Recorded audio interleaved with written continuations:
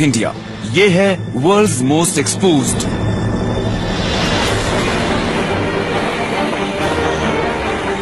कुछ जगह ऐसी होती हैं जहां पर रेलवे ट्रैक्स बिछाना अच्छा आइडिया नहीं होता, जैसे कि लहरों से भरे समुद्र के बीच। ये सोचकर हैरानी होती है कि ये रेल ब्रिज अभी तक टिका कैसे हुआ है। इस रेल रोड ने इतनी ज्यादा मुसीबतें झेली हैं कि आप इसके बारे में सोच भी नहीं सकते। इस ट्रैक का सबसे खतरनाक दुश्मन है इंडियन ओशन। ऐसे ट्रैक पर कोई ट्रेन अगर पटरी से उतर जाए तो बचने की उम्मीद ना के बराबर होगी। ये एक चमत्कार ही है कि ये अभी तक खड़ा कैसे है।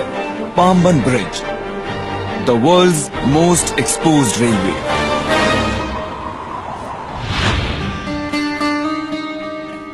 साउथ इंडिया, चेन्नई से जरा सा साउथ में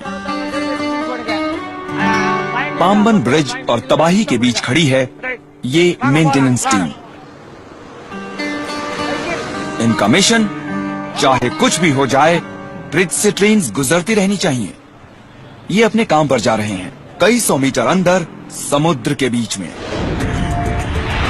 सिर्फ 1 मीटर चौड़ा और लगभग 2.5 किलोमीटर लंबा ये रेलवे ट्रैक पैसेंजर्स और सामान को रामेश्वरम आइलैंड और मेनलैंड के बीच लाता ले जाता है। इसके नीचे बहता है इंडियन ओशन। इसकी पोजीशन ऐसी है कि पाम्बन ब्रिज और इस पर काम करने वाले लोगों पर हमेशा खतरा मंडराता रहता है। न सेफ्टी बैरियर्स, न रोप्स और न ही लाइफ जैकेट्स।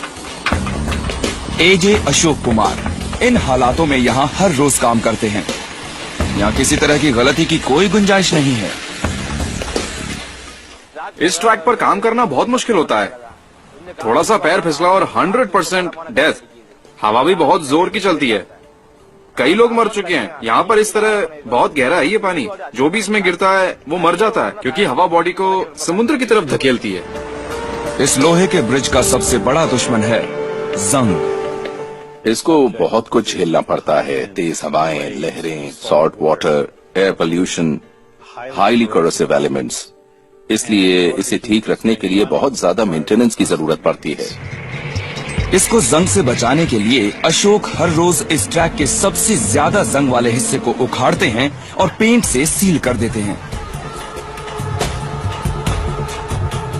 लेकिन यहाँ पर इन्हें सिर्फ अपना पैर फिसलने की चिंता ही नहीं होती, क्योंकि जिस वक्त ये क्रू यहाँ पर काम कर रहा होता है, इस पर से ट्रेन्स गुजरती रहती हैं और उस वक्त सबसे पास वाला सेफ्टी प्लेटफॉर्म 30 मीटर की दूरी पर हो सकता है।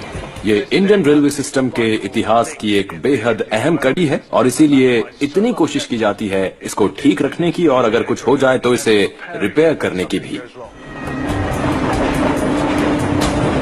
लेकिन ये मेंटेनेंस टीम ज्यादा कुछ नहीं कर पाती जब कुदरत अपना असली रंग दिखाती है, क्योंकि ये है एक साइक्लोन कंट्री।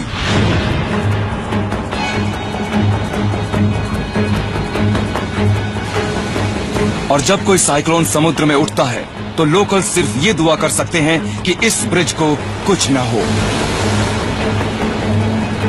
एस कैलेसेल्वम को याद है कि 22 दिसंबर 1964 को क्या हुआ था जब एक साइक्लोन आया था। ये आधी रात की बात है। बहुत तेज हवा चलने लगी। सब लोग अपने अपने घरों में घुस गए और दरवाजे बंद करके अंदर ही बैठ गए।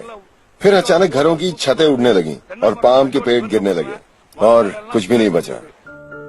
अगली सुबह गांव वाले ये देखने निकले कि कितना नुकसान हुआ है। सुबह 6 बजे जब सबने देखा क्या हुआ है तो साफ पता चल रहा था ब्रिज को बहुत ज्यादा नुकसान पहुंचा है। ब्रिज टूटकर समुद्र के पानी में गिरा हुआ था। सिर्फ पिलर ही साबुत बचे थे उसके, बाकी सब डूब गया था। ये ब्रिज जो 1914 से यहाँ था अब टूट चुका था। ये बात सच है कि बहुत से गांवों में भी भारी तबाही मची थी, पर इसके बावजूद सबसे पहले इस ब्रिज को बनाया गया। हैरानी की बात है कि सिर्फ 46 दिनों में पुराने ब्रिज के बचे हुए हिस्सों पर एक नया ब्रिज बना दिया गया।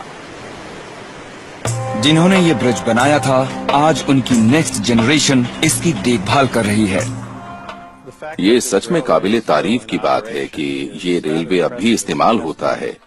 ये एक सबूत है इस बात का कि जिन इंजीनियर्स ने इसे बनवाया था वो सच में कमाल के लोग थे, और जो इसे मेंटेन कर रहे हैं वो भी कुछ कम नहीं है। आज का दिन अच्छा रहा। कल ये फिर से यहाँ वापस आएंगे और अपने इस खतरनाक काम में जुट जाएंगे।